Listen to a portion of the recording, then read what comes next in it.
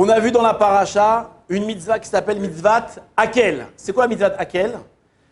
Après la Shemitah, vous savez, il y a un cycle de 7 ans. Après la Shemitah, quand arrive Sukkot, il y a une mitzvah que tout le peuple se réunisse au Beth Amikdash. On construit une estrade où le roi sera sur cette estrade-là et il va lire tout le livre de Dvarim. D'accord? Il va lire la Torah. Maintenant, qui c'est qui devait se rendre à cette mitzvah? Nous dit la Torah, Anashim, Nashim, Vetaf. Les hommes, les femmes et les petits nourrissons, les petits. D'accord? La Gemara demande, donc dans le Talmud on demande, on dit, les hommes, je comprends pourquoi ils viennent, pourquoi? Parce qu'ils vont écouter la Torah, ils vont étudier. Les femmes, elles vont aussi écouter. Mais les petits-enfants, pourquoi ils viennent? D'accord? Comme ça la Gemara le demande. Répond la Gemara, écoutez bien, pour donner du salaire à ceux qui les emmènent. D'accord? Toi, tu as un couple, tu as un enfant. Et bien, le fait d'avoir emmené ton fils, qui était tout petit, à cette manifestation extraordinaire qui s'appelait Hakel, tu vas recevoir un salaire. D'accord? Tu seras récompensé. D'accord? Le Or HaChaim, qui est un commentateur sur la Torah, nous dit de quel salaire il s'agit. Quel salaire il va recevoir? Écoutez bien ce qu'il dit, très joli. Il dit, tu recevras le salaire de quoi? De pouvoir éduquer ton fils ou ta fille facilement. D'accord? On va te payer en te donnant la facilité d'éduquer tes enfants. Maintenant, pourquoi? Comment ça marche? Alors le Rav Galinsky, il explique très joliment, il est dit comme ça. Un rabbin, il explique très joliment, et il dit le fait de prendre ton petit, d'accord, dans une manifestation extraordinaire où il y a du monde, il y a le roi au Beth Amikdash, il y a tout le peuple qui est là, c'est des dizaines et des centaines de milliers de personnes, un truc incroyable. Lorsque ton petit va venir et il va voir tout ça, alors ça va le marquer. Il va dire, ouais, j'appartiens à ce peuple, je vois le roi, je vois le Beth Amikdash, il va voir tous les honneurs de la Torah, toute cette grandeur, ce peuple extraordinaire. Et cette chose-là, ce sentiment-là va lui pénétrer le cœur. Et grâce à ça, il va grandir, il va grandir, il va se rappeler que, oh, il fait partie d'un grand peuple. Et c'est un nourrisson. Mais sache que tout ce que tu vois quand tu es petit, ça te marque à vie. Ça te marque à vie. Et tu vois ce qu'on appelle les traumatismes infantiles. D'accord? Il y a des traumatismes, il y a aussi le contraire, des bonnes choses qu'on voit. Il y a les bonnes choses que tu vois dans ta jeunesse et des choses qui vont te marquer pour la vie. On voit les odeurs que tu as senties, l'odeur de la tfina de ta maman, d'accord? Ou des chants que tu as entendus, d'accord? Pendant les fêtes. Ces choses-là, elles te marquent pour la vie. Et je vous raconte une histoire rapidement. La dame, je ne me rappelle plus de son nom, mais c'est pas grave. J'ai déjà raconté cette histoire, mais je la raconte rapidement. Quand j'ai fait le séminaire avec le Rav Shaya, il y a maintenant 25 ans, j'étais tout seul. Et j'étais assis à une table, et dans ma table, il y avait plusieurs personnes comme ça, et moi j'étais tout seul. Il y a une dame à côté de moi, je ne sais plus comment elle s'appelait, et elle me dit, Eliaou, comment allez-vous? Alors je parle avec elle, oui, bonjour madame, on parle. Et elle me dit, Eliaou, comment avez-vous fait tchouva? Alors moi je racontais plus ou moins ma vie, et après elle me dit, vous voulez savoir comment moi j'ai fait tchouva? Alors je dis non madame, ça ne m'intéresse pas du tout. Non, je dis bien sûr madame. Avec oui, mais racontez-moi. Et elle commence à me raconter que quoi? Elle savait qu'elle était juive, mais pour elle, c'était quelque chose de... C'était même pas un détail dans sa vie. C'était rien du tout pour elle. Et qu'est-ce qui s'est passé? C'est une dame qui était très spirituelle. Mais jamais elle a recherché la spiritualité dans la Torah.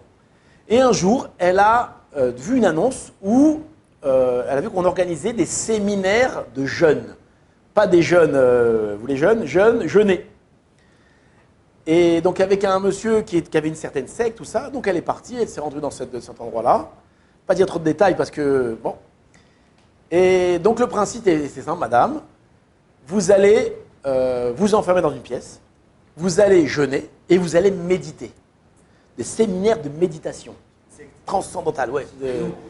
Non, c'est pas enfermé, tu t'isoles et tu te médites et tu jeûnes. Donc elle a commencé à jeûner, elle a commencé à méditer. Un jour, 2 jours, je ne sais pas exactement, je ne me rappelle plus combien de jours, je ne sais plus combien de jours. Et au bout d'un certain temps, elle était très très faible, elle s'est évanouie, elle est tombée dans le coma. Ils ont appelé l'ambulance, machin, ils l'ont emmenée à l'hôpital. Bon, elle s'est réveillée, Baruch Hashem.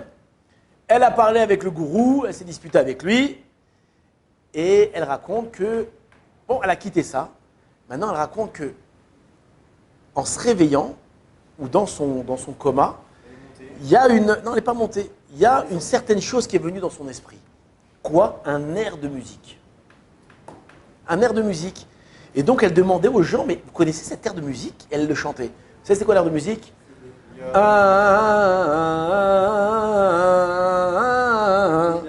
Oh, je suis choqué. Mais elle... D'accord? Et elle demandait à droite à gauche. C'est un truc qui revenait sans arrêt dans sa tête, sans arrêt dans sa tête. Jusqu'à un jour, je ne me rappelle plus comment elle a découvert ça. Mais quelqu'un, il lui a dit, mais bien sûr, c'est la chanson qu'on chante à Yom Kippour, Miel Kamocha. Miel Kamocha. Et c'est la fête des Juifs. Qu'est-ce qu'elle a fait? Elle est partie les jours de Kippour, elle est partie dans une synagogue. Et dans la synagogue, ils ont commencé à chanter le Miel Kamocha. Et là, elle me raconte qu'elle est devenue bleu, rouge, vert, machin. Elle s'est évanouie tellement qu'elle était émue. Et elle s'est rappelée d'où elle a entendu ça.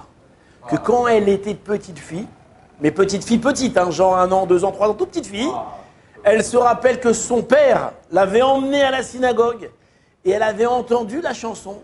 Et cette chanson l'a tellement marquée qu'elle rentrait chez elle et elle chantait la chanson Miel Kamocha. Et cette chanson-là, des dizaines d'années plus tard, elle va rejaillir dans son esprit et c'est ça qui va lui permettre de faire tchouva. Donc messieurs, dames, peut-être dames aussi nous regardent, faites très attention à 2 choses. Premièrement, qu'est-ce qu'on montre à nos enfants? D'accord? Si tu leur montres des choses négatives, des choses tordues à tes gosses quand ils sont petits, eh ben, le problème c'est quoi là? S'il va grandir avec Spider-Man, alors dans sa tête, Spider-Man, encore c'est gentil Spider-Man. Mais c'est pire que ça. Donc faire très attention, et surtout aujourd'hui avec tous les appareils, d'accord, les sales appareils qui nous donnent, toutes les images qu'un petit gosse il peut voir, c'est des trucs qui peuvent le marquer à vie, vraiment un truc à vie, terrible.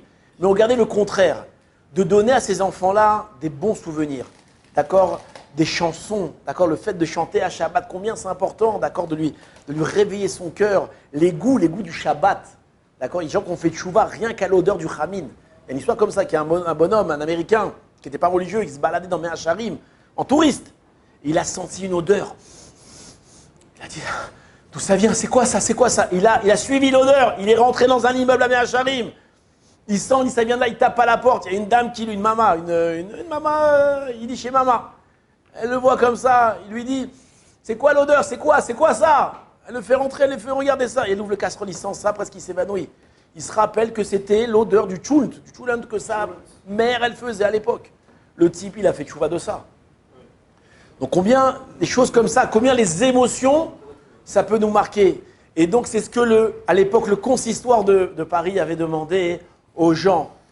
Prenez vos enfants, emmenez-les à la synagogue. Vous n'avez pas l'habitude, mais faites-le. Prenez vos enfants, emmenez-les à la synagogue le vendredi soir pour chanter les chansons de Shabbat. Achetez des disques de chansons, apprenez à chanter le soir de Shabbat.